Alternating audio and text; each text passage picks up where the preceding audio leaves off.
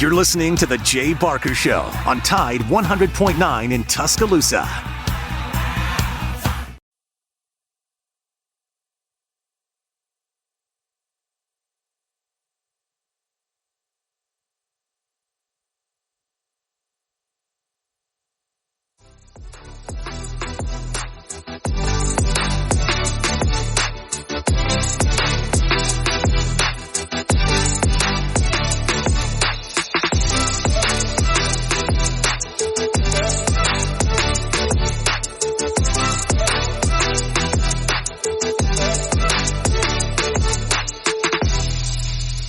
To Big Noon Sports on a beautiful Friday afternoon in Tuscaloosa, Alabama. Matt Coulter, Lars Anderson, and Laura Lee Thompson, the Bama broker. We are at Innisfree. We're here every Friday leading through and up to the end of the football season. Breaking news, like within just the last few minutes, Tyler Buchner has been named the starting quarterback for the University of Alabama in the game at Tampa tomorrow at 2:30 Central Time. Lars, we heard this, we checked our sources, and then you clicked on one particular article. It said who?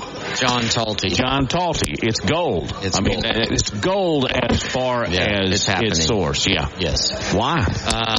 Okay, so Alabama has had a long run of elite quarterbacks, right? You go back to 2016. Since then, every starting quarterback at Alabama is now currently starting in the NFL, and every single one of them earned Heisman Trophy votes at some point. Though Jalen Hurts earned his while he was at Oklahoma. So the expectation level is pretty high at the quarterback position. And Jalen Milroe was the starter in Game 1 against Middle Tennessee State. Played really well. Last week, not so much. His accuracy was off, especially with down-the-field throws. Completed just 14 of 27 passes, which is about 52%. 2 really bad interceptions. And they were very costly. The first one was returned to the Alabama 30 after a promising start to a drive, set up a Texas field goal. And the second came after Texas had taken a 2016 lead, and it set up another touchdown and ultimately beating Alabama by by what was the final score. And so just yesterday during the SEC teleconference, Nick Saban was asked about Milroe and also just, what does it take to what is the threshold for benching a player? And this could have been an opportunity for Nick Saban to give his quarterback a real vote of confidence. And instead, he said, quote, "We evaluate every position every week. If guys want security in their position, they need to play well. Everybody on our team knows that. I think everybody responds in a positive way to try to get better and improve. We constantly evaluate the position as we do every position." And when I heard that, Matt, I was like, there may be a switch coming. Flag. And so, sure enough, Tyler Buchner is going to be Alabama's starting quarterback on Saturday. It surprised me. It surprised me more than just a little bit. You could kind of expect the change if Milroe didn't come out of the blocks like Saban and Reese wanted him to Saturday afternoon. That would have been the way I would have seen Tyler Buchner getting back and getting more snaps. But does this indicate, all right, it's just not going very well? We're going to start him. Is that an indication, Laura Lee? Is that an indication Tyler Buchner is a starter for the rest of the year if he performs average or above against the Bulls of South Florida? It's possible, but it could also be a message to Milroe. Sit him down on the bench for a little while and see how it feels. I also think, Tyler Buchner has familiarity with Tommy Rees's system. Obviously, he played under it at Notre Dame. But here's something more pressing. That time is of the essence here. So why make the change against South Florida? Why not just give Jalen Milroe another week? Well, you know what? Alabama has little time to lose because number 17 Ole Miss will be facing Alabama in week 4, and that is an SEC West opponent that has traditionally given Alabama problems. And, guess who their coach is? Lane Kiffin, who is intimately familiar with the Saban-style defense, and you would assume that they're going to put up some points. Will they put up as many points against Alabama as Texas? I don't know, but Alabama's offense is going to have to generate some points to beat Ole Miss. I mean, we were talking about on the way here, Matt, that Ole Miss is a dangerous team, and I think this move indicates to all of us, or should indicate, that the coaching staff at Alabama is worried about Ole Miss and about the lack of... the Ole Miss game, Lars. Season's pretty much over. Yeah, it's over. I mean, national championship aspirations are over. Well, eventually there'll be a 2-loss team get in here. Of course, we're going to the expanded format. Won't be this year. But, they can still go win the SEC, though. I mean, they could still go play in Atlanta, beat Georgia, and win the conference. Would they be? Well, that's so far down the line. That's a nightmare scenario for the SEC. If that happens, selection committee. No, if that happens, the SEC could actually get shut out of the college football playoffs, because you could make the argument that the Pac-12 is deeper and better conference than the SEC, that the Big Ten is, and you got a Big 12 team in Texas that already beat Alabama in Tuscaloosa. So suddenly there's not a lot of spots left in the college football playoffs. And if Florida State runs the table? And they've got the schedule. Yeah. What I wonder is if this indicates that coming off the loss, and by the way, Milroe was a stand-up guy in his post-game comments, handled himself like a very, very mature young man. But does that say, okay, first couple of days of practice, he didn't handle it well? My read is that happened because if he'd played really well in practice, I think he'd be starting. Am I overreading that? I don't know. The move does reek of desperation a little bit. It does. Because this is not a typical Nick Saban move. No. He usually waits longer than this to make a change at quarterback. And but I think he looks at the schedule and he sees Ole Miss and he's saying, hey, we got to get our guy ready. And the thing is, I think about Buckner, if he just takes care of the ball, doesn't throw interceptions. Those interceptions ultimately were the turning point in the game. Would you agree with that, Laura Lee? And just hard. You can't lose the turnover. Penalties. You can't lose the turnover battle. Yeah, but no, and lost a penalty battle too, and 2 penalties cost us scores. But I wonder, Laura Lee, what happens. And I think I'm probably putting on some binoculars here, trying to see too far. But against a team like South Florida, Buckner could have a game very similar to what Milroe had against Middle Tennessee State University, and then get slammed by Ole Miss. That's true.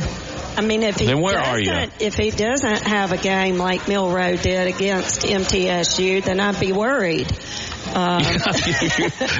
Great point. I would be too. I think the challenge is if you're going to play Milroe, you have to design an offense that goes to his strengths. If you're going to play Buckner, well, that's different.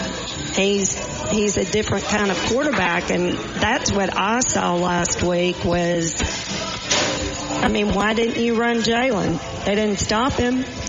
Yeah, why not more RPO? Why not getting Milroe out on the edge? I think that's not Tommy Rees' offense. No, right. Tyler Buckner's a quarterback to run leads me this to go offense. Back to the spring and the summer. Yeah, what were they doing?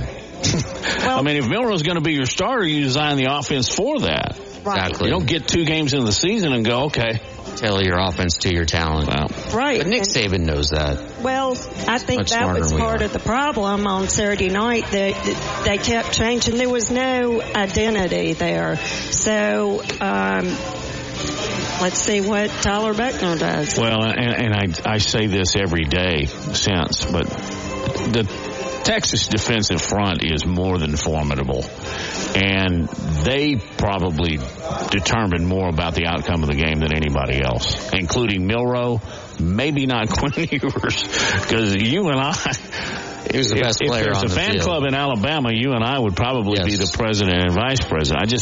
I think the world of him. I would take him over Caleb Williams right now. You know, the first pick in the NFL draft. I'm starting, and I can't believe I'm saying this because I'm old school. I don't like Tennessee very much at all. But Joe Milton, I mean, his build, his outlook, his arm strength, threw an orange 155 yards or something like that. But it was not 150. No, but it was from the goal line around the 10, and it went over the end zone and smashed into a concrete wall. So I'm guessing 120 maybe. But I didn't step it off either. But it was an Achilles throwing I'll bet he can throw a football 75, 80 yards without problem. We're going to get a great perspective on Tyler Buckner from one of my students, and on the other side, and just get the temperature of again, just the student body at Alabama. Do they agree in general with this decision or not? That's a great question, and he'll know all because he knows all 38,476 students, correct? Yes. You see them on a regular basis? I'll get you in a minute, but we are at Innisfree, Irish pub, and their Lucky Lunch menu is out. So I'm going to order fried catfish, which I know you love. Oh, God. You got some greens. Not my thing. Got green beans. I'll order up during the break. You're listening to Big Noon Sports. Come by, have a beer, have a sandwich, have a hamburger. We're right here on University Boulevard. We'll be here until 2.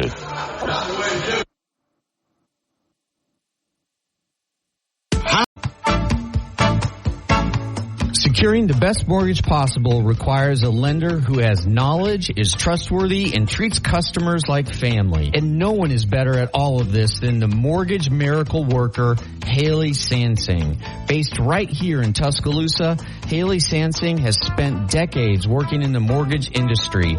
With Haley, it's personal, holding your hand from contract to close. With Haley, it's about one thing, you. Call Haley on her cell, yes, her cell, 205-792-1813. That's 205-792-1813. Let Haley help you. NLMS number 230376. Tide 100.9 Tuscaloosa weather.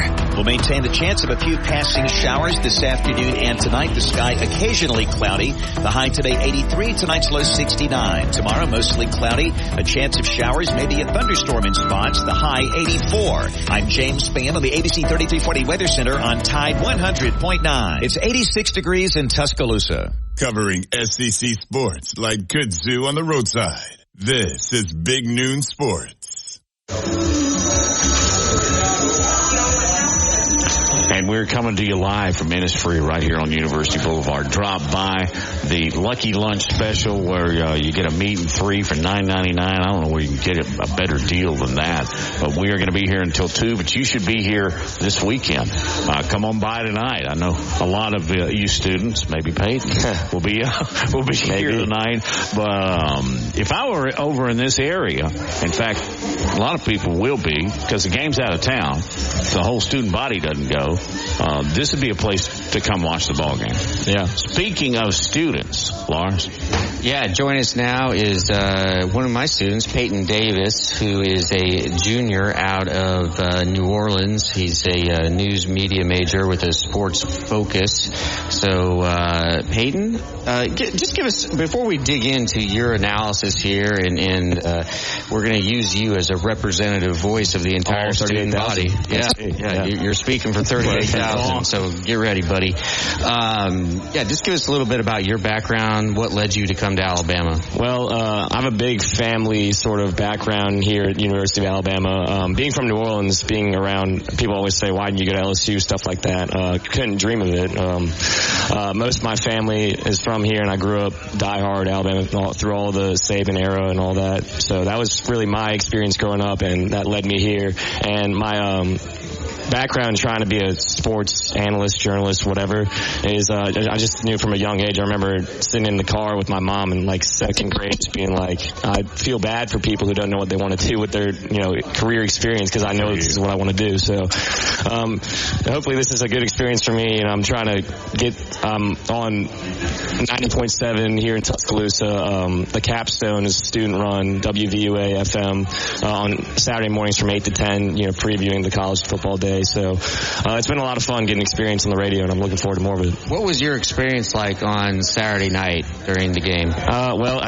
Sitting from the student section is a really interesting, sort of perspective, because you kind of get the end zone view, you kind of see all of it. And I think the thing that stood out to me the most leaving that game was just the difference and really just the way the gap is closed between the SEC and every other conference in the Power 5, because you see Florida State push around FSU like they did. You see Utah push around Florida. Texas pushed around Alabama in the second half. I mean, we couldn't run the ball, in the first quarter, McClellan got off to a really good start, but, like you said, Matt, before the break, is, Texas has a lot of experience up front, and they're all juniors and seniors out there, and they're grown men, and they really have a strong, that's the difference between this Texas team, because they're usually good in the skill positions, but on the front lines, the way they're able to push around an Alabama offensive line that's, in terms of average size, bigger than like any other NFL line is pretty remarkable. And I thought the way they got pressure in Milroe's face made him really uncomfortable early on, and he looked tight throughout the game. And you saw it on the first interception. I mean, he just throws that ball 2 seconds late probably. And then on the second one, he just, again, really late on the outbreaker, and it gets them set up for a score. So, that was just, it was really, really interesting to see that from the end zone. And, the reaction was immediately to blame it all on Milroe, but I'm not so quick to do that. But, you see Nick Saban, he's going with Tyler Buchner, the guy who's not going to turn the ball over is what he's hoping, I think. I got to ask you about Peyton, New Orleans. Your first name. I mean, is it? Yeah. Well, so the interesting thing about that, it's not. I always thought so until I was told I was named after my grandfather, or great grandfather. But Isidore Newman School is the high school I went to, and that's the one that Peyton and Eli both went to. Odell Beckham and Arch Manning now, who's a lifelong friend of mine, which is interesting to see him warming up on the field after watching him in Michael Lupin Fields, our football fields, it seats 2,000 people. So watching him warm up in front of Brian Daniels, you remember playing flag football with this guy, so pretty funny and pretty cool. But was Arch Manning a good flag football player? You probably think so, huh? Yeah, he was something. And I will brag on myself a little bit. In like 4th, 5th grade, I was his favorite target. One of our little rec flag football leagues. He told me I was his favorite target, so maybe he was trying to prop me up a little bit, but I always took that and ran with it for sure. Well, it was pretty interesting what you said growing up in the Saban era, and I realized that he's probably the only coach you've ever known. Yeah, pretty much. And it's like we're spoiled for sure. I mean, you watch some of these national championship teams throughout the past, and this one, when I see we lose the way we did, my brothers and all of them, and everyone around it, it's like, and me as well. 2015 Ole Miss, you lose at home to Chad Kelly and Hugh Freeze for the second straight year, and you have the quarterback controversy with Cooper Bateman and Jacob Coker. So they eventually figured that out and was able to, elevate their season all the way to a national championship on the backs of Derrick Henry and a defense that could take the ball away. But I don't see that from this unit yet. But hopefully we get a good look this weekend in Tampa, because that's a tune-up game, but you want to see them make some strides. So, sitting in the student section, I'm sure students were saying, hey, we need to give Buchner a chance. Yeah. And has that just been the general feeling for the last few days? Yeah, And when did you hear that, in fact, that was going to happen? Well, I heard whispers of it yesterday, and today for sure got confirmed that he's going to start the game, or that's what they say.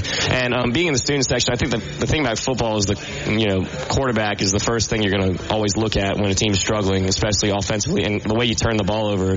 But I thought it's more about this offensive line really gelling as a unit, because I thought on the interior, the way if you in any level of football, if you get pressure in the face of the quarterback, he's immediately going to become more uncomfortable and less accurate. And Milroe, that maybe to a greater extent because he's so inexperienced and doesn't have he doesn't have the game experience in terms of course, big games like the one this past Saturday. So he didn't handle it very well. But you got to find a way to give him some sort of pocket, because like I said earlier, I think at least at the break, the way his pockets compared to the one that Quinn Ewers got were like night and day. He was getting pressure in his face immediately, every snap pretty much, and it would force him to throw him off his spot. Whereas Ewers, Kevin Steele, I knew as a guy who was a heavy blitzer, and it seemed like he was just sitting back there, and I couldn't. There were some times where I was looking on the field, I was like, "Where's 15? Why is Dallas turning out on the field right here?" It was interesting to get the reaction immediately from a bunch of drunk college kids. So, well, Matt, this is a question for all you guys. If Tyler Buchner struggles on Saturday, what does Nick Saban do? Does he go back to Milroe, or does he bring in Ty Simpson, or does he really play the ultimate wild card and bring in Dylan Lonergan? Because if he does that, then you know that the Milroe era at Alabama is over. All right, I'll start with you. Answer, okay? He's not going to struggle. It's just like Peyton said. Well, what if he? But let's just, for the sake of this is hypothetical. That just throws it into a fruit basket turnover. I don't know. If he comes out and throws 2 pick sixes, I don't know. Would he go back to Milroe? They go to Simpson. So you've asked a very difficult question here. Right. But you know that the coaches have discussed this possibility. They're not going to be caught flat-footed.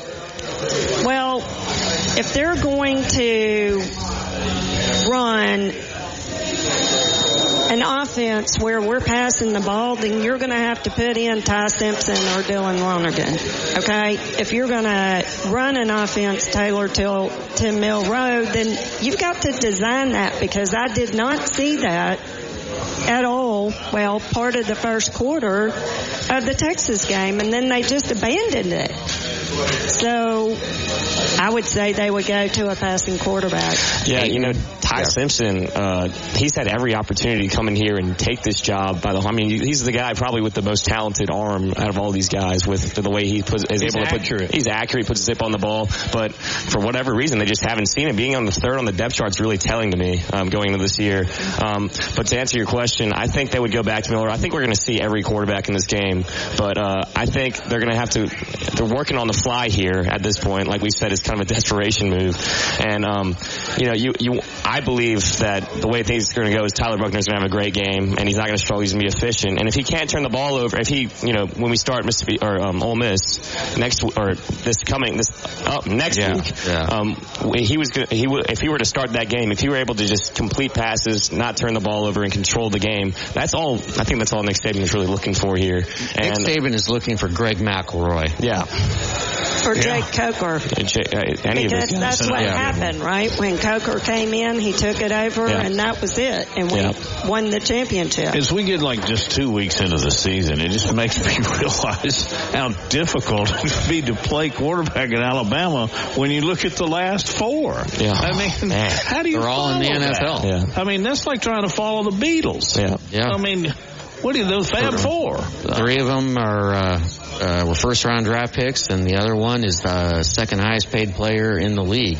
Did not look good last night, by the way. No, he didn't. Jalen Hurts. No, he did. I just think the way Milroe, his feel for the short and intermediate passing game is just not what they're looking for. Yeah. And I think the way that these old Saban teams, like you talk about Jay Coker, the way that team was predicated on running the ball on early downs and then taking shots down the field, whether it's to Ardarius Stewart or whoever it was. I think they're looking for a guy who's now, because of the running game, you don't have Derrick Henry back there, obviously. So you're going to have a guy that's going to be able to use this West Coast style of offense. I think Tommy Rees is kind of looking for that. And, that's like the short passing game being an extension of the running game. And you need a guy who's on time, he's on target, and guys who can make those reads on the fly. And, in terms of experience, Tyler Buchner by far has the most experience. I mean, he started 5 games last year because he was hurt throughout the year. Yeah. And he didn't look great at times, but, like you said, he knows this offense. They're going to run multiple tight ends. They're going to try to run the ball early downs and then hopefully just get him in rhythm. Milroe never found a rhythm last week. It was so obvious looking at him. I mean, he just looked uncomfortable pretty much all game. Yeah, and I think it's important to point out that he didn't get the best protection either. No. I mean, there's got to be some progress made along the O-line. You mentioned Hurts and the Eagles last night. I thought this is a great footnote of that game. The Auburn Eagle Independence flew in that game, much as he or she. More important footnote is I lost a little bit of money on 0.5 points. Oh, wow. Laura, you work hard. Meaningless late touchdown by Minnesota. You work hard for your money. Killed a lot of things. I don't gamble, Yeah. Can't get. Well, But we're not a New York Times best-selling author either. no. Well, true. We've only heard him talk about it like 6 or 7 times already in class.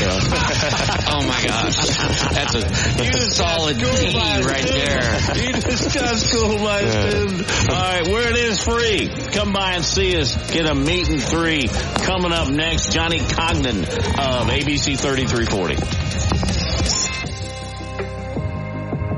Sports talk in Alabama. This is Big Noon Sports. All right, here we're coming back.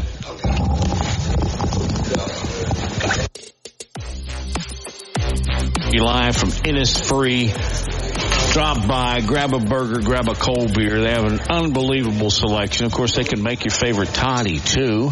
And got the meat and 3. It's all going on. Lucky Lunch is very, very popular here, particularly among the students, I would guess, Peyton. Yes. Laura Lee is with us as well.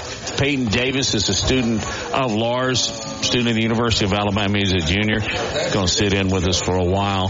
But let's bring in ABC 3340's Johnny Congdon. Johnny, it's Matt and the gang here at Innisfree. You should be over here having a cold brewski. Well, technically today is my Monday, so I'll have to refrain until next Wednesday and Thursday. Thanks for having me on, guys. Absolutely. Well, the news is broken. Tyler Buchner will start against South Florida. What are your thoughts, Johnny? The first thing that I thought of is just what has Ty Simpson done in the last 6 or 7 weeks to play himself out of this position? Because I was pretty confident leaving the spring that Tyler Buchner was going to, Ty Simpson was going to be the quarterback of this football team if something like this happened, that Jalen Milroe faltered. And obviously, I don't want to pin everything on Milroe from last week's game against Texas. That being said, I mean, 2 of those interceptions he threw were absolutely backbreaking, changed the momentum of the entire game, both in the first half and in the second half. And I believe a change is the right decision. Now, I just never would have thought it would have been the transfer from Notre Dame to Tyler Buchner. I thought Ty Simpson was the guy. He's all the intangibles. And unfortunately, for people that thought that was the route, he's played himself out of that opportunity. And good for Tyler Buchner. Obviously has a relationship with Tommy Rees going back to his days in South Bend. And now he'll have an opportunity to hopefully get off on the right foot against an inferior South Florida team. And then a week from Saturday, Lane Kiffin comes to town and they have an opportunity to beat Ole Miss, and Buchner will be on a national stage on CBS at that 2:30 game. So, I mean, here we go. Season starts now or never. Yeah, Johnny, you made a good point with Ole Miss coming up. Do you think that is what forced Nick Saban's hand here? Because this does seem uncharacteristically early for Nick Saban to make a move like this.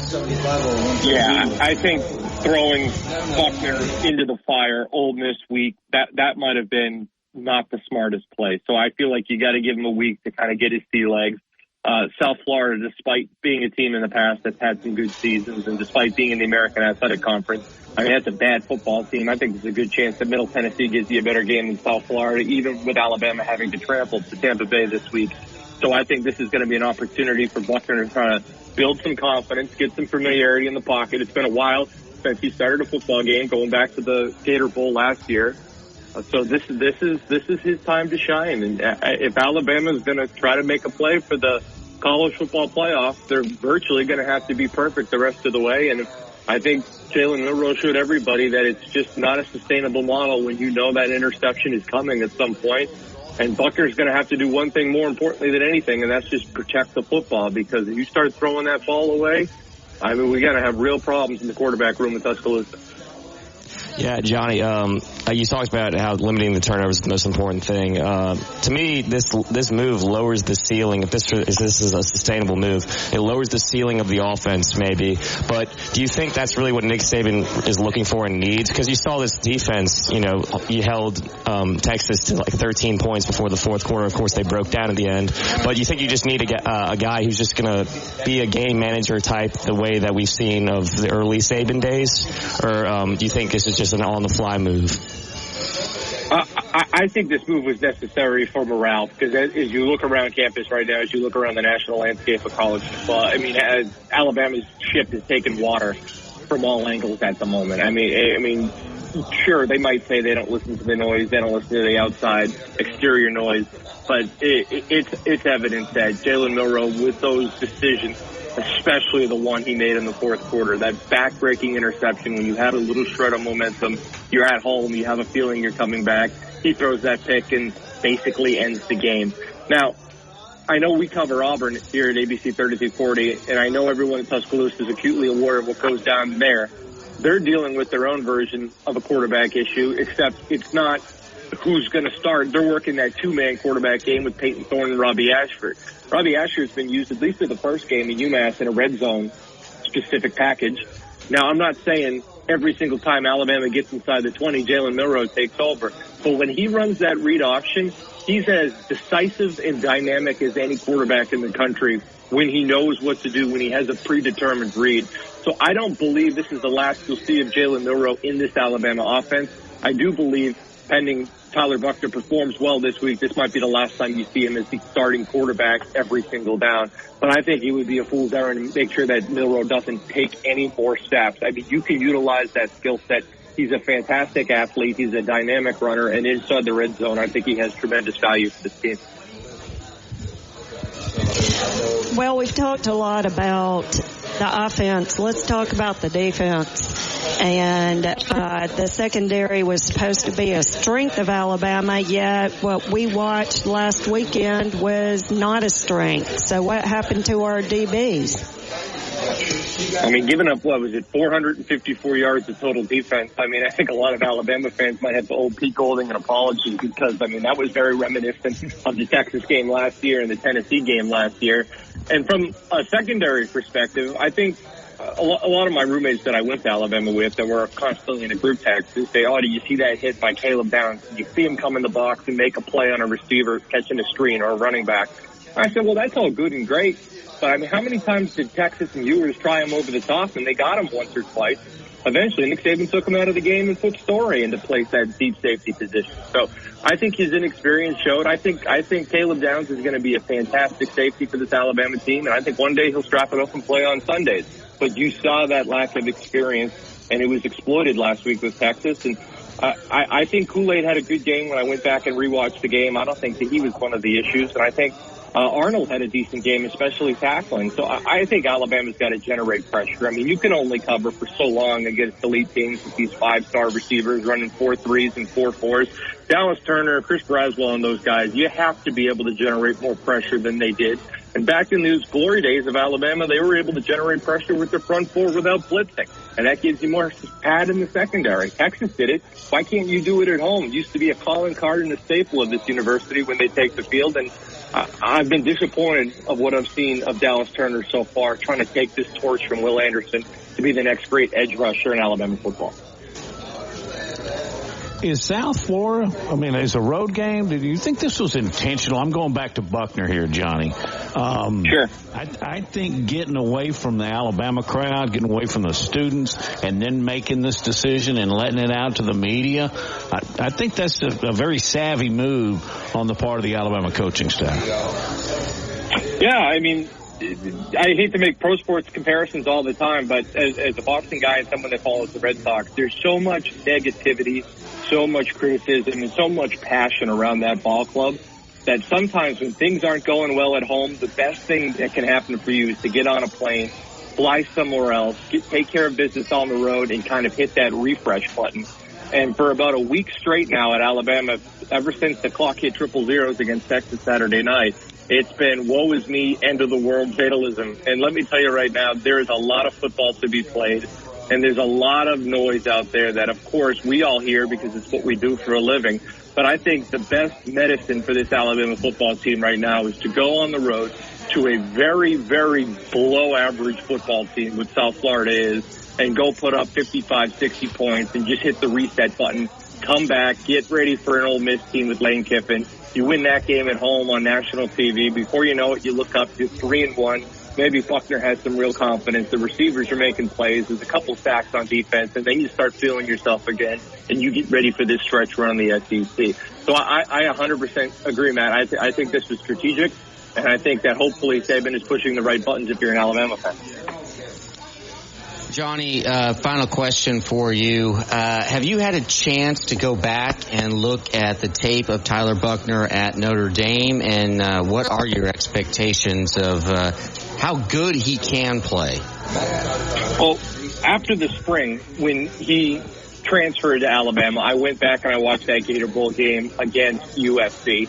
USC South Carolina, I should say, the SEC USC. And the one thing that stood out to me was just his ability to run the ball out of the pocket, to be able to scramble a little bit and improvise. And I thought he was the best player on the field that day. And that was a shootout if you go back and watch that Gator Bowl from a year ago, last January. His improvisation is something that has always impressed me. And there's a kid from my high school who's a couple of years younger than me who's currently on the Notre Dame team, Quinn Murphy. And from what I've heard from him is that Tyler Buckner is a great team guy.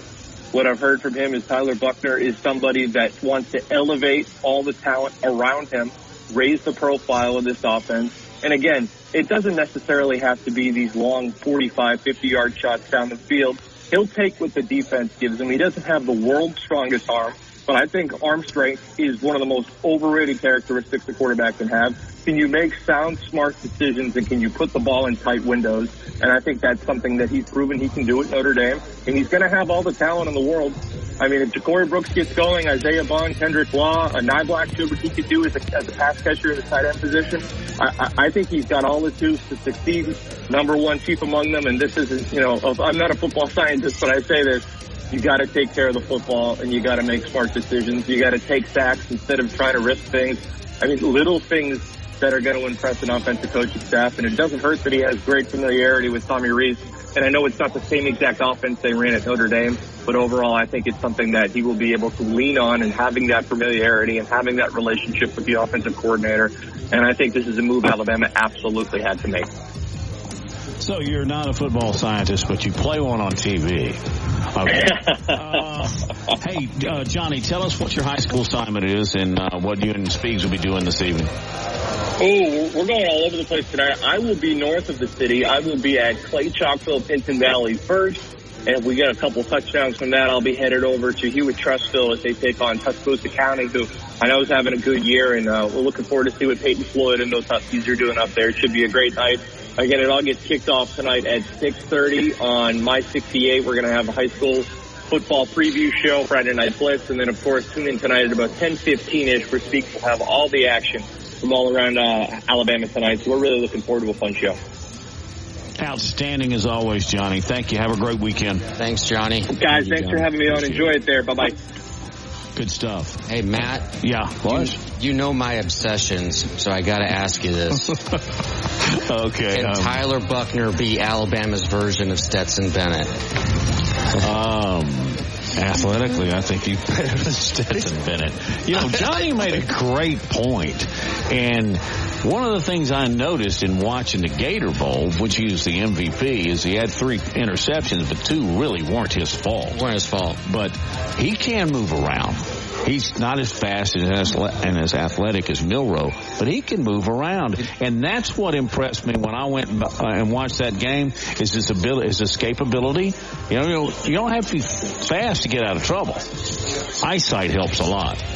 particularly peripheral. Did you see that performance by Buckner and Gabriel? What did you think? I think it's something where I think it's a great point. The Peyton Thorne Robbie Ashford comparison is kind of a funny one because you talk about Robbie Ashford as one of the best athletes in the country. Milroe, I think, takes that same mold, and then Peyton Thorne, obviously this Alabama team as a whole is better than the Auburn team, but the quarterback room in terms of like a guy who's just able to distribute the football, and I think the point about arm strength is a really good one too, because even though I think Tyler Buckner out of this three-man group has the weakest arm, but you're exactly right. The way he's able to move, it's a very, very underrated part of his game off script, and I think they're gonna try to help him out with the run game, and I think the way he's able to operate himself under pressure and keep poised about him because of his experience and his age will serve him well in this offense because, of course, the one he's familiar with.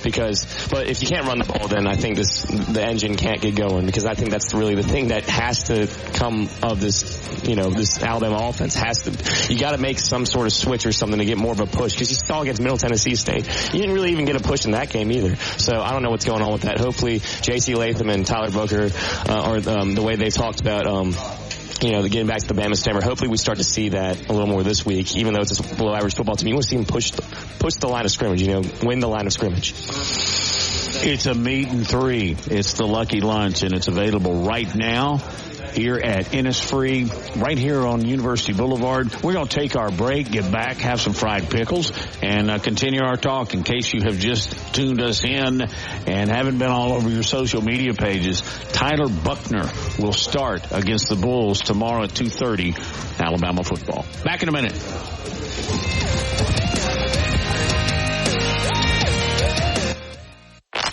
Coming up on The Game with Ryan Fowler.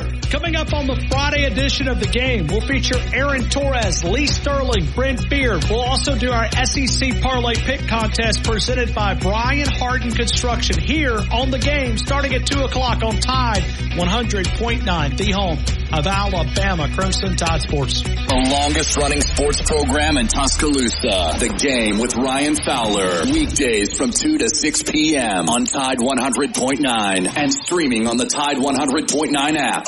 Hey, this is Reagan, owner of R&R Cigars, the Cigar Mansion in downtown Tuscaloosa, located at 2703 6th Street across from the Home 2 Suites. Come down to R&R and see why we're the ultimate cigar and bourbon experience. With over 165 bourbons and 5 private barrels, our selection of bourbon is unmatched. We have the best cocktails around and our cigar selection is legendary. Our lounge and service are world class. Come and experience the luxury of the mansion and see why it's a world-renowned cigar and spirits destination.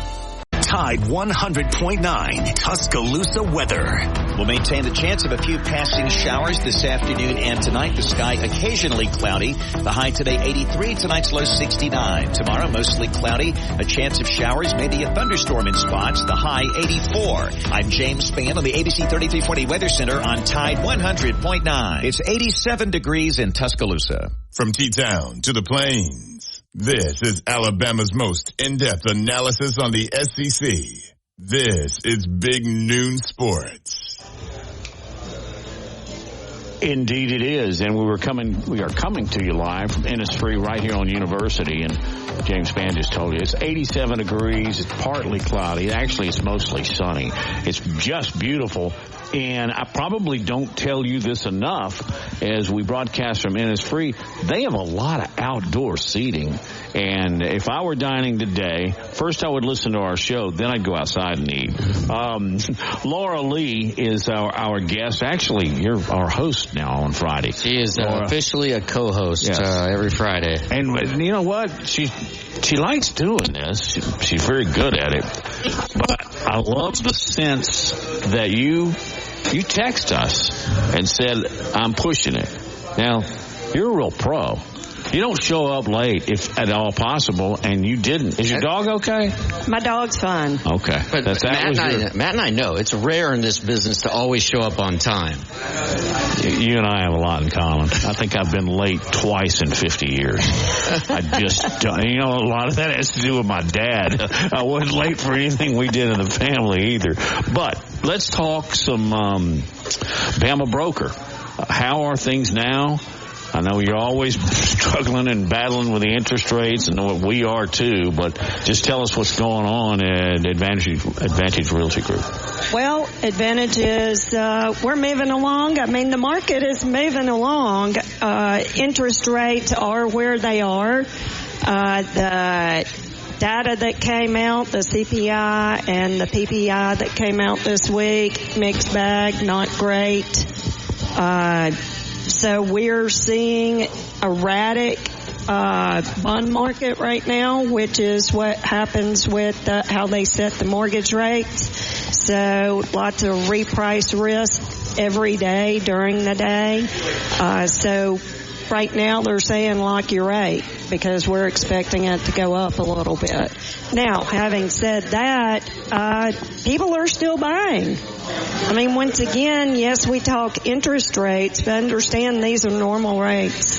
They are. Historically. Historically, right? And they're still good rates. My mother started in real estate when interest rates were 18 to 20%. Is that the Carter era? Yes. It was. I love Jimmy Carter. I really do. Maybe not so much as a president, but. Well, he was a good person, but, that's the thing is with the interest rates, they're going to be what they are right now. And the challenge being that housing prices are still going up. They're not going down. There's not going to be a housing market crash because we have low inventory. And it's the same story. Having said all that, we have great game day condos. If y'all have not seen some of these spectacular game day condos in Tuscaloosa, wow, just wow. So they're unbelievable. Yeah. I told y'all last week, I look at one of those and realize the basement under the garage that I lived in when I was here at the University of Alabama. Lars, you got a great question. Yes. I wanted to ask all of you this, and I'll start with Peyton. Is the benching of Jalen Milroe the most surprising benching in the Saban era? Especially, let's just focus at quarterback. You don't want to be a prisoner of the moment and overreact, but it's certainly got to be in the top 5.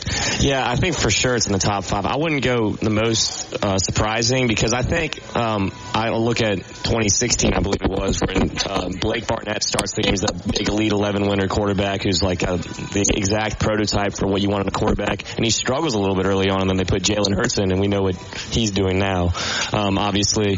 But for now, I think to me, it's surprising, but to me, it makes a lot of sense when you think about what Saban wants in a quarterback. And I think with Buckner, you just, the feel for, I said it earlier, the feel for the short and intermediate passing game being an extension of the running game. If you're struggling on the ground like they have, if Miller doesn't have a run game to speak of, he can do it himself, of course, but there's not a lot of built-in quarterback runs in this offense we've seen. We haven't really seen much QB power or anything like that. But I think Johnny pointed out a really good thing earlier was you got to use Milroe still as an athlete in this offense, because even with Buckner taking the lion's share of the snaps, you got to have a way to mix Milroe in. But to answer your question, I wouldn't say it's the most surprising, but it's definitely surprising. But it makes sense to me.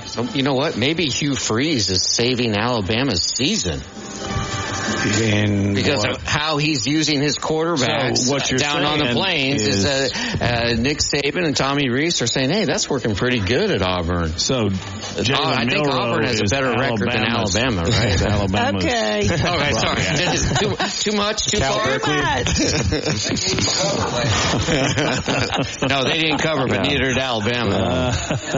Do you want us to start talking about Nebraska? Hey, oh, yeah. Hey, how is that volleyball team? They were on national television on Wednesday on ESPN, went on the road and beat Stanford. And I texted, my guys. I was really pleased for you. Volleyball Anderson was in Nirvana. That is my new nickname, Volleyball Anderson. Yes, it is. And the more you bring it up, the more we're going to use it. And you know what? I tell my students to call me Lars, but maybe I should have them call me Professor Volleyball. I'll start calling that. No one will understand what I'm doing. Video that. I'll come in and video that if you're going to just ask them to all start. All right. How about historically benching of an Alabama quarterback? Okay. Historically, my immediate thought when you ask me was, Tua coming in the second half against Georgia. But if you weren't expecting that, watching that game, you were crazy. Yeah. Especially when they came out of the locker room and who's warming up more big time. And I told Karen watching, I said, he's starting the second half and Alabama's going to win this game. How about you, Laura Lee? Historically, what's the most surprising benching of a quarterback in Alabama? Well, because of what Matt just said, I think a lot of Alabama fans were expecting that last weekend, and it didn't happen. And so I think it does have to be the Jalen Tua in the championship game. And then, of course, Jalen redeeming himself in the next year and at swapping. I mean, what a great story for both of them. And Saban, anything from the Bryant era? I know we got to take a break. Yeah, we'll take a break because I can remember a few of those. But wouldn't it be crazy if Alabama playing Notre Dame for the national championship? Just think about the quarterback mix there. All right, we're live at Innisfree. We'll be here for another hour, but you should be here all weekend serving up some cold beer and great cheeseburgers.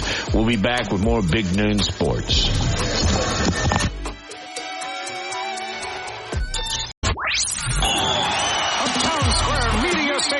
WTUG HD2 Northport, W265CG Tuscaloosa, Tide 100.9, and streaming on the Tide 100.9 app. From T-Town to the Plains, this is Alabama's most in-depth analysis on the SEC. This is Big Noon Sports. Coming to you live from Innisfree, right here on University. Pull up your chair here. I want to ask you something. We have many guests. Peyton Davis, who's a student at the University of Alabama, talking Alabama football. Of course, Laura Lee Thompson, the Bama broker, can hold her own and then some about football. But what I want to ask you right now, you ordered the $9.99 Lucky Lunch. What did you order? I'm curious. Yeah, I think you can read a lot into somebody by seeing what vegetables they select. Oh, I ordered mac and cheese and fried okra and lima beans. You are a Southern gal. I am. And you got the Conecuh? Yes. The sausage? Of course. I passed over that little river yesterday on my way back. But anyway, we're broadcasting until 2 today. Of course, Alabama kicks off at 2:30 tomorrow, and that will be a great game to come down here and watch it live. Did either of y'all listen to Hey Coach last night? I did not. Okay. No, I was watching football. Yeah. I was on the road, so I was tuning in on the radio. And you didn't have to listen to respond to this question. But Nick Saban, starting with Pee Wee, and his first call, who's traditionally the first call since Saban's been here, I think. Saban kind of jumped on him and threw a punch at him. It was all funny. But then throughout the rest of the show, he was funny. He was Jim Dunaway asked some great questions. But just maybe even just this year, Laura Lee, does he seem like seems like he's kind of almost lost some of his edge, and I mean in a good way. Well, I've always thought he was funny. I mean, he has these one-liners, and, he's very witty, even though he doesn't mean to at times. And I think it's just the way he is with the media. I think it's the way he is. He has such high standards, and he's so disciplined. And he's just treats us, when we're listening to him as an audience, like his players. And he'll get on his, I don't want to call it soapbox, but he'll start on his, like you would think he's talking to the players, and it's fabulous. And he is funny. I think he's funny. Do you see a difference? Yeah, for sure. I think so. Miss Terry talks about, his wife, Miss Terry, talks about how he, since he's become a grandfather, is trying to try to lose that perception of him being a mean guy, which I think is true. But at the same time, I think he's still got some of that fire. And I think there's a story that I think of my freshman year. 2 years ago, I got the opportunity for my radio station or whatever, got the opportunity to cover the New Mexico State game from the stadium. And something I had noticed throughout even in that game, I mean, they won 59-3, I think. But even in that game, they looked like they were slow to start out in terms of offensively, just kind of making some mental errors, and then defensively just blowing assignments. Of course, they win 59-3. Who cares? But throughout that season, I had noticed that the SEC had kind of given him trouble in terms of the start that he had in A&M and LSU, like all those different starts to games that they had. And so I was going to ask him in the press conference, my first time asking anyone in my first time being in a press conference, asking any questions. I was overwhelmed because it's like one of my heroes. I'm dressed head to toe in Alabama stuff, which is not what you're supposed to do as a media broadcaster. Which I'm cringing right now. Well, no, it gets worse. It gets worse. Trust me. Oh God. But he won't do it again. I promise. Yeah, no. He also won't publicize another radio station on our station. I promise you that. Yeah. Matt's going to argue a detailed critique. Well, I asked him a question. It's the last one. I'm like hesitating to raise my hand. I'm like this at the end, and they finally go to me and they're like, "Who's this kid?" They asked me the question, or they let me ask a question. And I'm like, stuttering my words. I'm shaking my voice, and I'm trying to ask him this question about how they like the script of plays I had felt from O'Brien or whatever, for whatever reason, had just like kind of made up for slow starts, punts early in games throughout SEC play. And so the question kind of was more formulated where I was shaking so much and nervous that it kind of sounded like I was asking about the game that they were playing when they win 59-3, so he's like, who cares? But I asked him this question, and he starts to answer it, and he brings up Florida was playing Stanford that game. They were like tied. He's like, it's hard to win and whatever, and then he starts tapping his finger, which is when you know he's kind of getting going, and then he's like, I'm not going to criticize my team for whatever, and at the end of his rant, he goes, not a good question to me. And he points at me and goes, not a good question. And I walked out of the room and I was like, what just happened? I'm an 18-year-old kid. I don't know. Are you going back? That's a rite of passage. I'm trying to get That's a rite of passage to get yelled at. My family members, they say it's a great experience. It's a great story. That's what you titled your book, Not a Good Question, and you talk about that. So, your feature story that you're writing for my class, I already know what it is. Yeah. What it's like to get beaten down by Nick Saban at a press conference, and you need to talk to other reporters who have gone through it. The Twitter there's a long list. The Twitter, YouTube comments, I looked into those, and there was a few that was just like Saban bashes reporter, and this guy, what does this guy know? What is he talking about? All this question. Yeah. I do. You do? Yeah, I remember listening to it. As you told it, very detailed. I said, are you the one that he said something after? And indeed you were. But listen, that happens to all of us. I don't know about the wearing of the team's colors. But no. The guy run the interview after was like, or press conference. Yes. He looks at me. He's like, "Where are you from? Who are you?" And I'm like, "Well, I'm just, I just slipped into the back." I don't think Nick Saban knows when he walks into that room who's a student and who's not a student. No, he probably would treat you with a little kid gloves. You were probably Coach Bryant did me, and I could go into a great story. Please do. Long. It's too long. Give us the Cliff Notes version. My first interview back in the day, I got some fried pickle in my throat. It's got some kick to it. It's Laura Lee's favorite. It's really good. I love it too. It was my first time being in television, local television here, because Coach Bryant would do his regular news conference, and then he would break off and he would let all the TV anchors get a one-on-one. And, of course, I was last in line because I was the new kid. So Herb Winches and Mike Hogwood and Scott Hunter and all of them went first. And they got there, and he was not in a good mood anyway. And when he was not in a good mood, he didn't give really detailed or lengthy answers. Yeah. But he was giving them enough to get by. And then I got up there, and And I was like you. My hands were on my knees, but they were shaking. And I had a tablet. This is the only time I ever wrote down questions. But I thought I might panic. Well, guess what? I panicked. All of the questions he was answering were like yes, no, maybe. So I didn't even have a long enough quote to get the font up. You know what I'm talking about? Yeah. The thing that runs at the bottom of the television. I said, I've got to get something out of this guy. I'm the new one. I'm a local TV guy. And then what blurts out of my mouth? I said, Coach, what's the injury status on Jeremiah Castile? Well, he hated to say anything about any injured player. He felt like ever it was, ask a coach about injuries, Matt. No, well, I was 21. But anyway, he looked at me like this. You know, those cold, steely eyes. He looked at me, and I thought, I'm a dead man. And then his face suddenly relaxed, and all the other guys were putting up their equipment. They were, of course, listening to the rookie.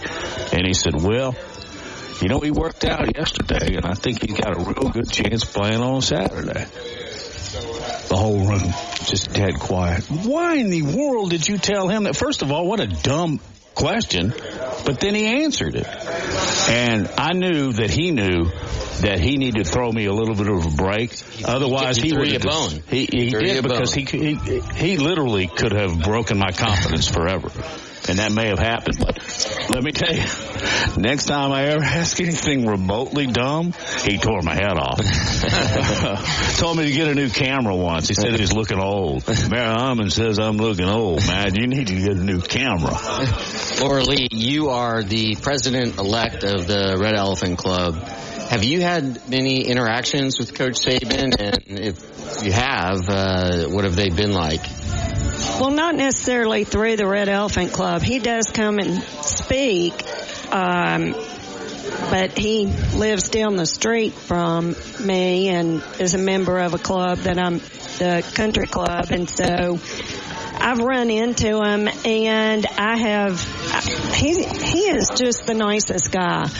But, you know, the many times I've heard him speak, whether it's at Nick at noon or before home games or at the Red Elephant Club, I mean, he's a teacher, and he is so motivational. The things that he talks about, he talks about life lessons, even though he's talking about football. And, I mean, he's amazing. Did you ever have an incident like that? Interview? Never. So he talks like it. You know, I've been focused on long form, and so I don't necessarily ask questions in a big group setting. No, and that's a totally different style of interview. It's completely different. I will say this just really quick. When I was working on the Showtime documentary on Lawrence Phillips, we wanted to interview Nick Saban, because when he was the head coach at Michigan State, the 95 Nebraska team, boy, this is a long time ago, and it feels even longer, but the 95 Nebraska team administered the worst beatdown that Nick Saban has ever experienced. Beat them 50-10. Lawrence Phillips runs for 206 and I think 4 touchdowns. And so the whole interview is just about Nick Saban's worst game as a coach, right? And because we have a little bit of a relationship, he agreed to do it. And so a bunch of guys from Showtime came down, and I could tell right before the interview, Nick Saban doesn't want to do this.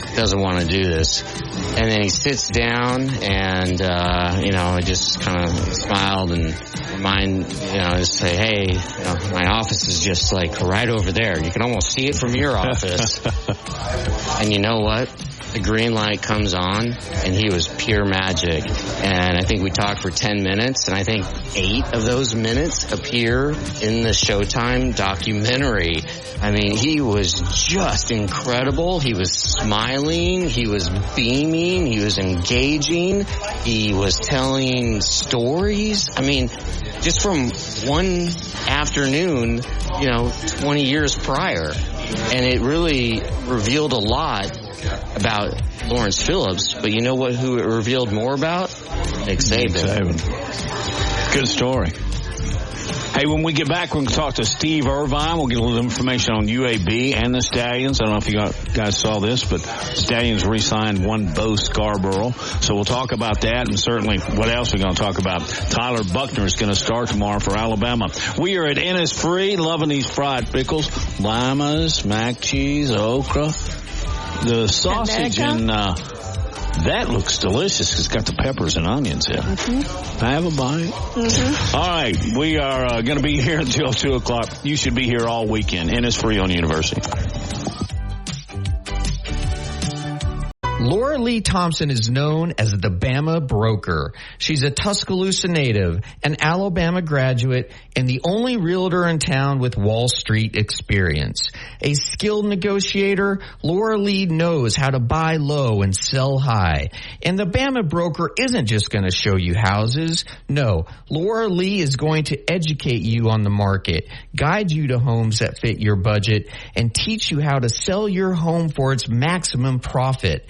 Throughout the entire process, the Bama Broker will equip you with the tools you need to both buy a home and build financial wealth through home ownership. Trust me, the Bama Broker, who's as roll-tide as houndstooth, will get you across the goal line. That's Laura Lee Thompson, the Bama Broker with Advantage Realty Group. You can reach her at 205-790-7229. Again, that's 205-790-7229. And you can also email her at lauralee@thebamabroker.com. That's lauralee@thebamabroker.com.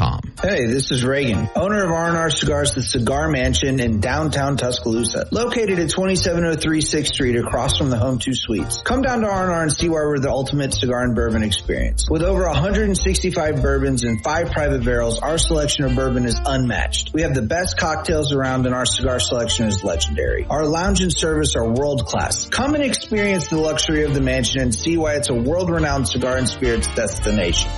Tide 100.9 Tuscaloosa weather. We'll maintain the chance of a few passing showers this afternoon and tonight. The sky occasionally cloudy. The high today 83, tonight's low 69. Tomorrow mostly cloudy. A chance of showers, maybe a thunderstorm in spots. The high 84. I'm James Spann on the ABC 3340 Weather Center on Tide 100.9. It's 89 degrees in Tuscaloosa. More Big Noon Sports coming up. Innisfree, and Big Noon Sports will be live here until 2 o'clock in the afternoon. No time like the present. Get down here and enjoy one of these meet and threes for $9.99. They're absolutely fabulous. Joining us now on our hotline, Big Noon Sports, is Steve Irvine. Steve drops by at least once a week. We love talking to him because he has perspective on college football. Also can detail us on some the goings on at UAB and the Birmingham Stallions. Steve, how you doing? We got to get you down here on a Friday afternoon and feed you a burger here before long and serve you up a cold beer. But I imagine you've seen the story. It's breaking all over. It's not just in Tuscaloosa. It's all across the nation. Tyler Buchner is going to start for Alabama. Your thoughts? I thought it was April 1st when I first saw it, because the way I figured it, if you're not going to do it, during the game on, last Saturday when Milroe had some struggles, that I was a little surprised by that. But, I don't know. I think they're searching and we'll see if that's, see if that's the answer, and, for their sake, I'm sure they hope it is, but, we'll see. But I am surprised at this time, but I really am. Do you think this move reeks of desperation, or what's your analysis of it? I think that absolutely reeks of desperation. Just seeing where where the struggles were, and again, I don't understand. There was times last week when I felt like, okay, now's the time to give him a chance. Just throw him a chance. And maybe it's one of those situations where you want him to come in and have success, right away. And maybe they didn't think Texas, that setting was the right right opportunity to throw him in the middle of it. But, this is a guy that's played at Notre Dame. So it's not like it's not like they're doing this with, Dylan Longerin or something like that. So that's why I was a little surprised. I felt like there was a prime opportunity last week. It's at the end of the first half, and Milroe had his struggles, and Alabama got the ball back late. And I felt like, that would have been a prime opportunity to throw Buckner in, give him a chance to sort of get his feet wet a little bit on that last drive, just to see what he could do there. And then, if he has success, then great. You go into halftime and you do some things to get him ready for the second half. If he looks like he was struggled or kind of, overwhelmed a little bit, then you go back with Milroe. I thought that was a sort of a good opportunity that they wasted at that point. And, and it's easy to say it from, 100 miles away instead of right down there in the middle of the action. But I thought that would have been a good chance to get his feet wet a little bit here in Tuscaloosa. So, but we'll see. I mean, but it does seem desperate. But we'll see, and the thing with Milroe that I felt like last week, particularly with watching him, was he can make plays. His making decisions are tough. I mean, there were so many times, I can't tell you how many times, where he would drop back and I would literally be sitting, when I was sitting in the end zone up high and all that kind of stuff. But I kept saying, get out of there, get out of there, get out of there, get out of there, with his feet, make plays. And when he did, he had success, and so I think he was almost like the situation where I felt like you tell him, okay, son, you drop back, you look at your first read. If it's not there, you just go be an athlete, so, he struggled. So, we'll see. We'll see. We might be talking this time next week about how great a move this was. We don't know. Well, while Milroe struggled a little bit, I would say that the offensive line struggled a lot, which led to Milroe's not playing well. So I didn't see any rotation of players. Would you have, is that due to depth and the lack of depth due to NIL or something else? You talking about up front? Yes. Yeah, I think it is. I mean, I think that there is a lack of depth there, and I don't know, I don't know exactly why. But, they have, and the problem I think with them up front was I thought there were times during the game where they played well, blocking for the run, and now that was early, and when Texas realized that they could pass rush, that, they kind of took things away from them with the run, but I feel like they just they're struggling so much in the pass rush right now, and a lot of it is I think they're not as quick up front as they're big. Obviously a lot's been said about the size, and they're huge, but they don't move as well. And yeah, the problem is there's nobody behind them pushing them to say, okay, well, hey, we're struggling here. Let's put the other three, or put the next guy in at a spot, and they just don't have that right now. And that's hard, and you're right, especially in the state of NIL. A lot of the guys that might have been there pushing, or see better opportunities. I'm not talking about just Alabama, I'm talking everywhere. Just see a better opportunity and they go somewhere else. So, we'll see. I think there are some pieces there, and I did like the way they blocked against the run at times. Like I say, particularly early, but they just got to get better, pass blocking. Yeah, I think so. I hate to keep bashing on Milroe because he seems like such a stand-up guy, and the locker room seems to love him. But what sort of blame distribution would you throw onto him? Because the circumstances at times, without having the lack of a running game, the offensive line protection, or the way the defense, the secondary broke down the stretch of the game. What percentage of the blame would you really put on Milroe's shoulders? And you think the move of Buckner is kind of one that shows that the coaching staff believes that they can elevate themselves by lowering their ceiling, if that makes sense. Well, I think, honestly, I think as a quarterback, you're always going to have to take a lot of the blame. That's just the nature of the position. But I do think that there were times where I didn't feel like the receivers did a good job of getting open. Certainly there were times where especially in a pass game where he didn't have any time to really think. And, the other thing you got to remember is he had 2 touchdown passes called back, for penalties. And so if those count, if there's enough penalties, we might be talking a different story here. We might be saying, hey, he threw, 3 or 4 touchdowns, whatever. Because I don't remember if any of those came where they scored after that. But the point is, he had some success, but you got to, quarterbacks got to take that blame. I mean, that's just kind of the way the game is built. But I mean, I think honestly, if you look at it realistically, he was just part of the problem. I think there were a lot of other problems, in that game that led to him losing. Steve, I think between the two of us, we've been covering college football for over half a century, and I'm sure of that. If you throw me in there, you've got a century. Well, my goodness. Yeah. But just the psychology of this, this obviously could not have been an easy decision for Nick Saban to make. And, what does this do to a young player in Jalen Milroe, who has just, started 3 games in his career and 2 this year, and coming off a game in which was hyped as the biggest non-conference home game of the Nick Saban era, and then you send him to the bench. That's tough. Yeah.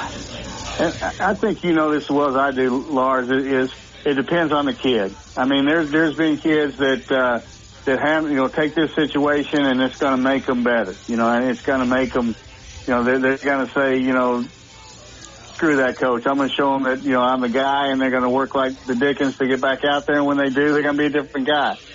There's some that this could ruin, I mean, there really is. I mean, it just depends on how the kid takes it and how the kid, what he does moving forward. I think it's a move that, and it's also a move that could blow up a team, where guys that are Milroe's friends or whatever might say, hey, why are they doing this? I don't think in this case it's going to be like that. I'm just saying that, that there's certain that's a possibility. It always is when you make a move like this. And so we'll see going forward. I tell you this, I'll say this.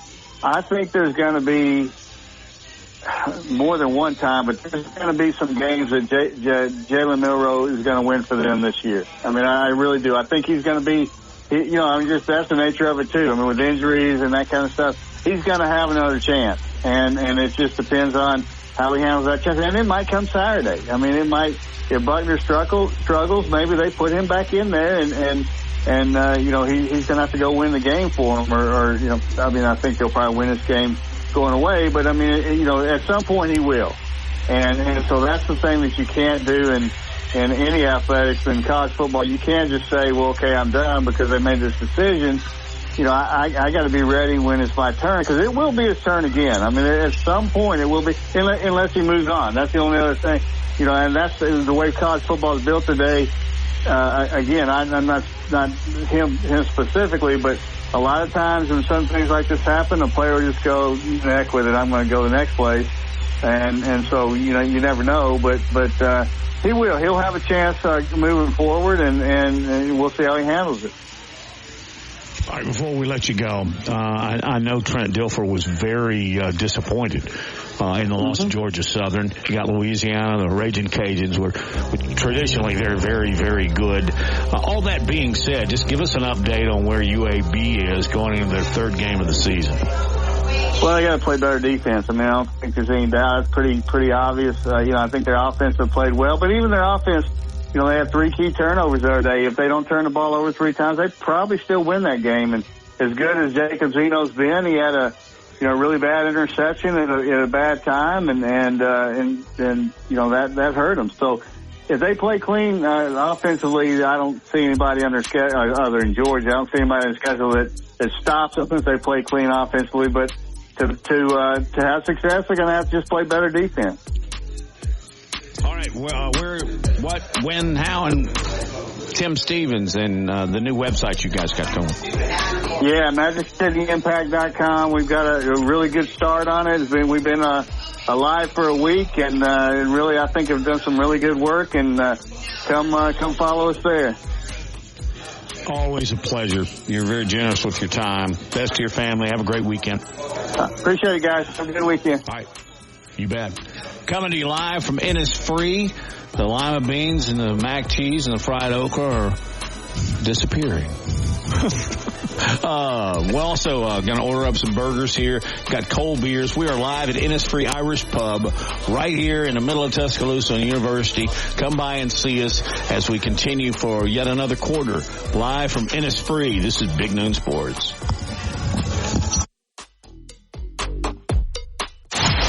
Built to win. Ball game. Alabama wins. Built for championships. Heading for the pylon.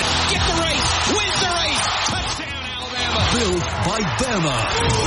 Join us Saturday as the Crimson Tide head to Tampa to take on South Florida. Our coverage begins at 11:30 on your home for Alabama football. Brought to you by Birmingham Racecourse. BirminghamRacecourse.com. You can be a winner too. The Big Noon Sports Network. And on Fridays, the Big Noon Sports Network comes to you from the Irish Pub on University Boulevard in Tuscaloosa, Alabama. Innisfree. Peyton Davis is with us, New Orleans native, but now lives in Tuscaloosa and is a junior and is taking Lars Anderson's class. Do you guys come here often? Oh, yeah. I mean, you talk about watching a game somewhere, like a road game when you're not in town. You know, there's a few places around here, but, I mean, look at, like, this whole setup here is pretty much the perfect place if you want to watch college football on a Saturday, Alabama and all the other games going on. Yeah, I mean, haven't you seen the crowds on the Strip after the national championship? Where do you think they were coming from? Unfortunately, I wasn't around for the last one, but, hey, you got some time. We got some time. You're going to get one before you leave. Yeah. Oh, yeah. And it may be this year, but I know I'm really dating myself, but we won back-to-back with Bryant in 78-79, and that place is pretty packed, but the quad was a mess. You know, back then, the quad was not protected territory. You could go in there, you could throw frisbees during the day, play softball, but it was a blast. No tents. They didn't allow tents or anything nothing. back then. No. Nothing. Now, you couldn't do that, but you could, play at your leisure. But no, you couldn't park a keg in the middle of the quad back then. You talk about coolers. Now coolers were okay. You talk about pretty like college game day when it comes to Tuscaloosa. Whenever it has the backdrop of Jenny Times and stuff. I mean, is there really a better backdrop for a college game day? I don't know. That was so cool to watch last week for the first time for me. Did you go down there and just watch it? Curious time. So I had my no, I did not. I'm not one of those. I was trying to be a journalist. I had my show in the morning from 8 to 10, and then stopped by after. Just looked at the scene and listened to, and saw the crowd. I mean, it was really, really cool atmosphere and stuff like that. I'd really recommend it if it ever comes to, anywhere near you. Did you go see the SEC Nation? Oh, no, I did not. That must have been from, where was that one? Well, in the past, that's the one with Feinbaum in it, isn't it? Yeah. And Tebow and Tebow. And they normally don't send them to the same place.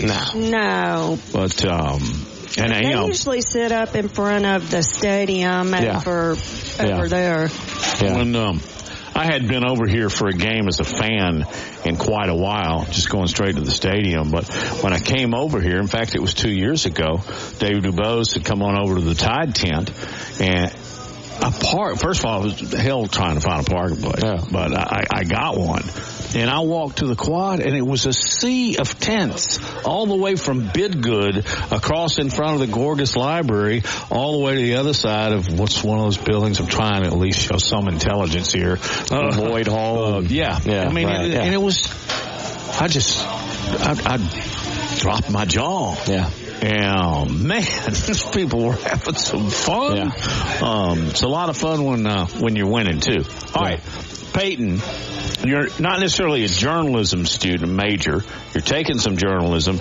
You're a marketing major. What did you say your minor was? News media major with a sports focus. So not exactly marketing, and then communication studies. Golly, but you and I took a lot of the same courses. Yeah. But I wanted to ask you candidly, do you remember Deion Sanders? I mean, it was way before your time as a player, right? Yeah, yes, it was before my time as a player. But of course, I know Deion Sanders. Yeah. I mean, that's one of the most, in terms of football, that's one of the most notable names in the last 50 years, at least. Would you say that in the overall? Lorley, would you say in the overall picture of college football right now, is he just below Nick Saban as far as recognizability? Yeah. Is he? Maybe in that way. I was afraid you were going to say like in coach, and I was going to ask you what you were smoking. But yeah, I think everybody knows the story of Coach Prime, as he likes to be called now, and back in the day when he was Neon Deion or, prime time, whatever you wanted to call him, he was a great player. And now we'll see how great of a coach he is. He was able to take two of our assistant coaches away that should be here, which hurt. But, he's got a good story going. He's got some great players, and we'll see what happens now.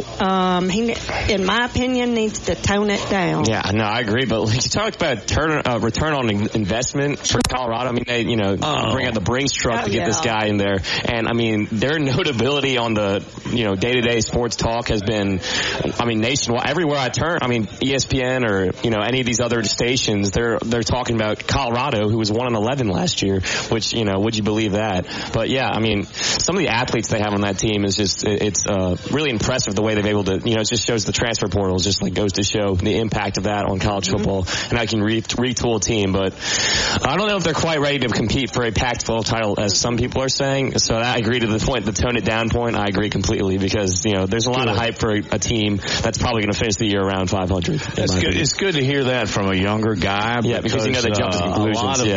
A lot of them will, seems like your generation is kind of drawn to the loud and the obnoxious, and you're not. I'd love to meet your parents. They raised you well. Well, it's interesting. I heard some comments from his son, who there's no doubt who raised him. And I was like, okay, you've got some great stats. Everything's going well for you. You're winning, but you need Nebraska. Nebraska's not. Nebraska's got. I like Matt Rule. He's a good coach, but that Jeff Sims, he's such a fantastic athlete. You talk about fantastic athletes, but it's like a thing where it's a processing thing where he's overwhelmed. He's overwhelmed, and then TCU, they were ranked 17th, but it's obvious that was more because they were coming off a national championship appearance. I don't think they lost like 16 starters. I think they lost Max Duggan. Yeah, and and I think we're seeing more and more how much he meant to that football team. And then TCU's average. Right, and then Garrett Riley, the new offensive coordinator for Clemson, he was there last year, and they were just predicated on the smash mouth, run the football with Kendre Miller, who's a New Orleans Saint now. I'm a big Saints fan myself. But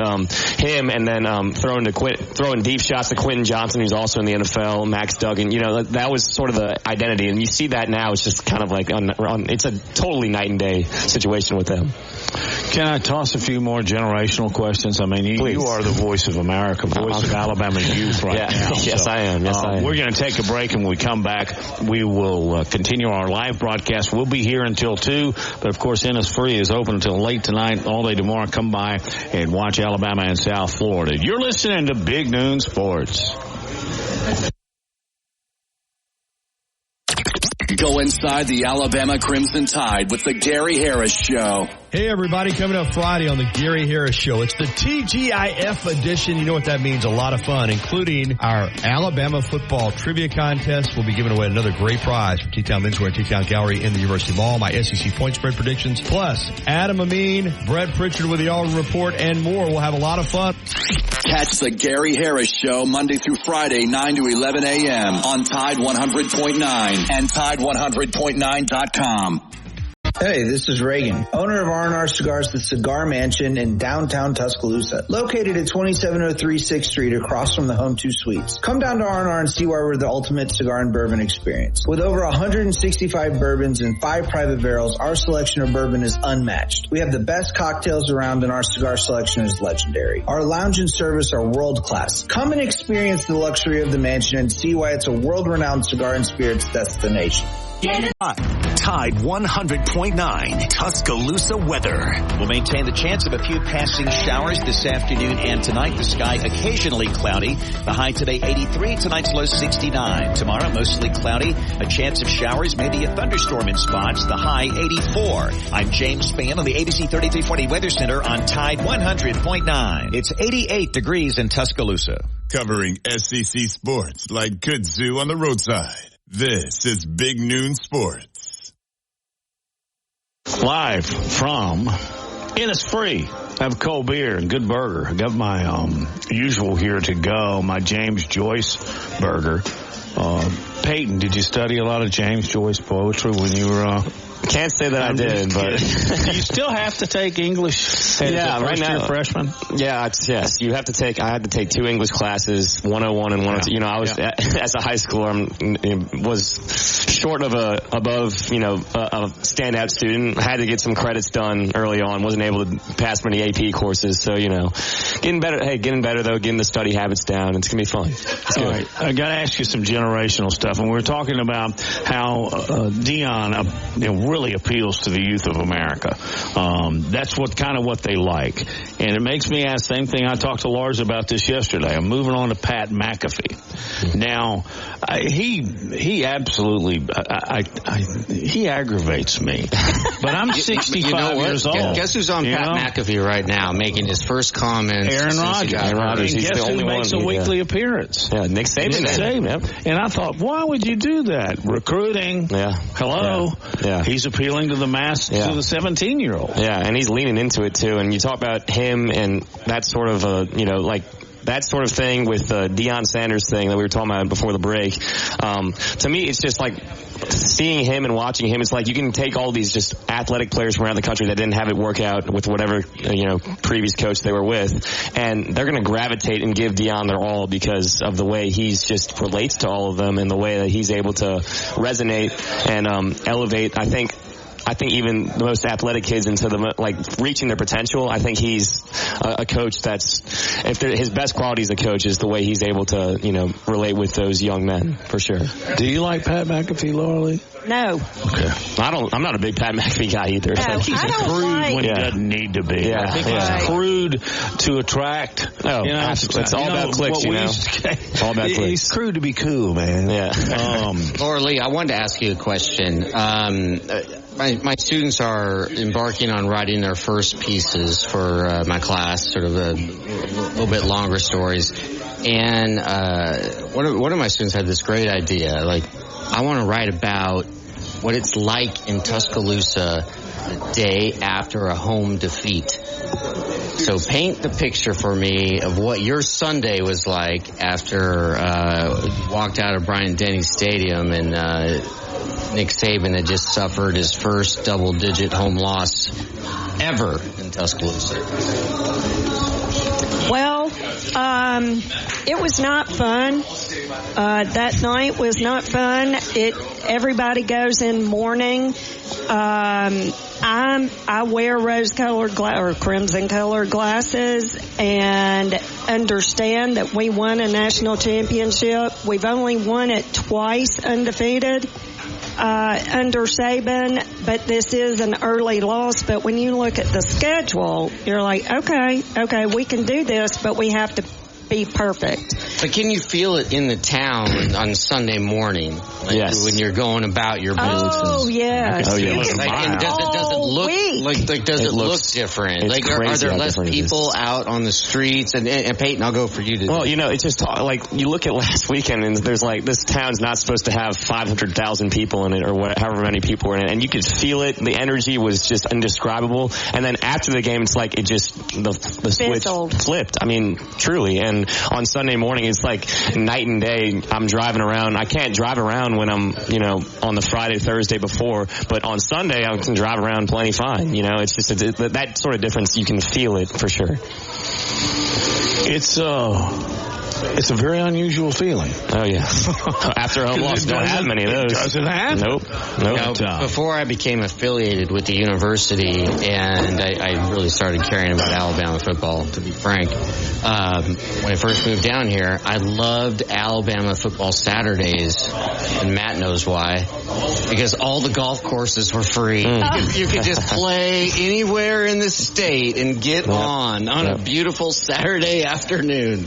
I've got a lot of friends. You don't understand that? I don't understand that concept at all. And based on your family, what you told me about your parents, you literally have never experienced that. No, and I never will. So you're not. I used to always laugh. My buddies would say, yeah, I'm going to the games. You bring your wife? No, she's going shopping. You know why? Great time to go shopping. Just go to every rack. And then in the meantime, he's spending $500 in Tuscaloosa. The stores are loving it. Yeah. So anyway, do you compare this campus to others that you've seen? I personally think you just talked about Denny Chimes and all. It's beautiful. Yeah, it's beautiful. And, in terms of my campus exposure, I only applied here. I knew I've been coming here since probably like fourth grade, and probably even before that. But this compared to like a LSU or an Ole Miss, or even as some of these, I've been to UVA too, or Virginia, and I think it's just the modernization of it all, if that's even a word. In the past, my parents drive around, they're like, it's shockingly different. They graduated in the 90s, and they drive around, they're like, these buildings just were not here. And that just goes back to the Saban sort of like his impact on the entire university and the way buildings just come up now. On that same theme, of your circle of friends, how many of them came to Alabama not just because of Nick Saban, but they came here because Nick Saban is in Tuscaloosa. Yeah, right. Or played a role in the reason why they made the decision to come here. I think Nick Saban is like the football program, the magnetism around it makes you come here and visit, and then once you visit here, you just see how amazing it can be and how fantastic the weekend life can be. And so when I have a friend to visit here, or when I was applying for college and was like, I'm going here, y'all can come with me if you want, and they come up, they're like, oh, it's we've hated it. We're from Louisiana, we hate Alabama. I remember watching the 2019 game, the last home loss, with a bunch of those guys, and they were all just like completely just giving me so much hell. Of course, it's extremely hard. That was a hard year for me. But bring them up here, these kids who hated the university come up here and they're like, this is awesome. It's indescribable. So I think that the pull that he has brings them here, and then they don't want to leave afterwards. Well, I say as a writer, never use the word indescribable. You've got to describe it. That is your job to describe. I got a little homework. And don't use the word nondescript. Okay. It just drives me nuts when writers use it was a nondescript building. Yeah. Well, you know what? You can describe it. Yeah. See, and let me 3 stories. Is it made out of brick? Is it stucco? Come on, Laura Lee, help me. I'd say I remember when I was here. If you were going to build a new structure or modify another that was existing on campus, it had to have 4 columns. Do you remember that? Yes. Because is it still in place? New buildings have 4 columns? And I mean colonial. Like colonial. Yeah. I don't think so. Not from what I see, but I'm not a big architecture guy myself. So. I remember when they built they do in the business school. I mean, I know y'all are communications people. Business and Houston Hall and Bruno Library and, over there they have columns. Yeah, well, the buildings that surround the quad are just gorgeous. Yeah. Well, they're older. Yeah, or they're older. Do you have a favorite spot on campus? Just from your days of being a student here, living here now, and Bidgood Hall. I mean, that was the business school when I was there, so my time was spent between Bidgood and my sorority house. What I meant was, like, there a secret spot where you'd go and kiss a boy. Well, what is it? You can't. It's not elementary school. Not in my sorority house, that was for sure. No, that is still not allowed, is it? No, not really. You can't do anything but enter the parlor. Is that right? If you're Pretty a guy? much. Yeah. Pretty much. You can't go upstairs. You can't go upstairs, but the FIMU house is in all the magazines for a reason. It is absolutely gorgeous. They pay extra to have it white, don't they? Like they don't. Oh, I thought that. No, I might have just but heard we're that. only one of 3 white houses on campus.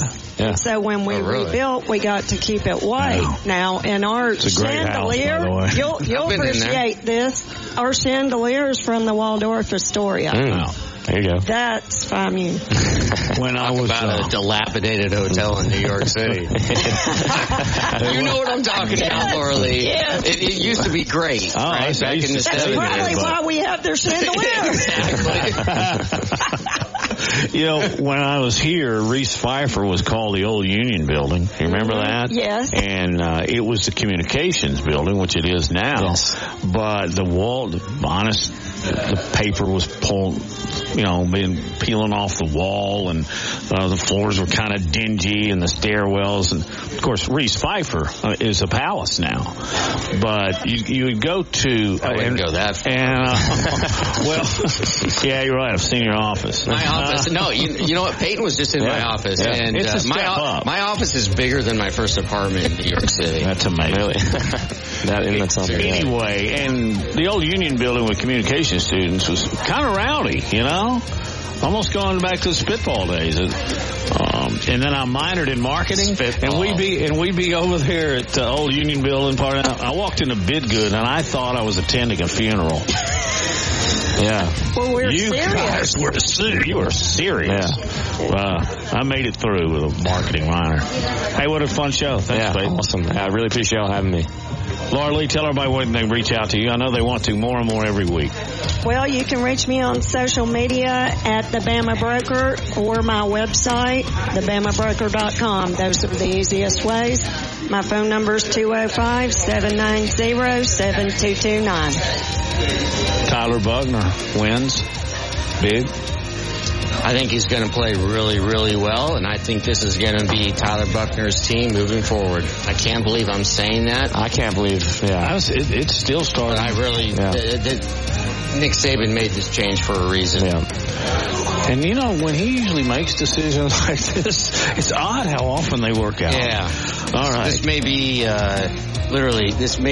the last 2 hours is when we figured out when Alabama won the national championship. We'll remember. Hey, come by and see the folks at Innisfree. We'll talk to you all Monday. Hi, Barry Buckner.